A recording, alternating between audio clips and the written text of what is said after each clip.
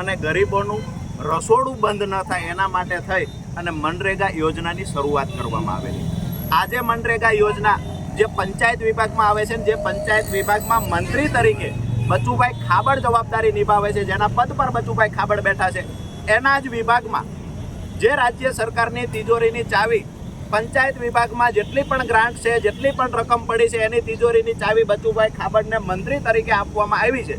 ત્યારે બચુભાઈ ખાબડ પોતાના પરિવારના લોકોની મારફતે આ તિજોરી લૂંટાવી રહ્યા છે. માત્ર દેવગઢ બારિયા અને આજુબાજુના 1-2 તાલુકાઓમાંથી અત્યારે 71 કરોડ રૂપિયાનું કૌભાંડ સામે આવ્યું છે, જેમાં મંત્રીના બંને દીકરાઓની ધરપકડ થઈ છે. અમે માનીએ છીએ જ્યાં સુધી અમને માહિતી મળી છે ત્યાં સુધી આદિવાસી પટ્ટાના તમામ તાલુકાઓની અંદર બચુભાઈ ખાબડના છોકરાઓના વહીવટદારો નિમેલા છે. તમામ તાલુકાઓની અંદર કૌભાંડ આચરવામાં આવ્યું છે છેલ્લા 5 વર્ષમાં. સુરેન્દ્રનગર જિલ્લામાં પણ મનરેગા કૌભાંડ મારફતે શૌચાલય કૌભાંડ થયું, રોડ રસ્તાના કૌભાંડ થયા, તળાવોના કૌભાંડ થયા.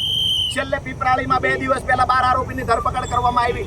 એટલે કે રાજ્યવ્યાપી આ કૌભાંડ છે. જ્યારે જો આની ચોક્કસથી તપાસ થાય તો હજારો કરોડ રૂપિયાનું આ કૌભાંડ બહાર આવી શકે એવું છે.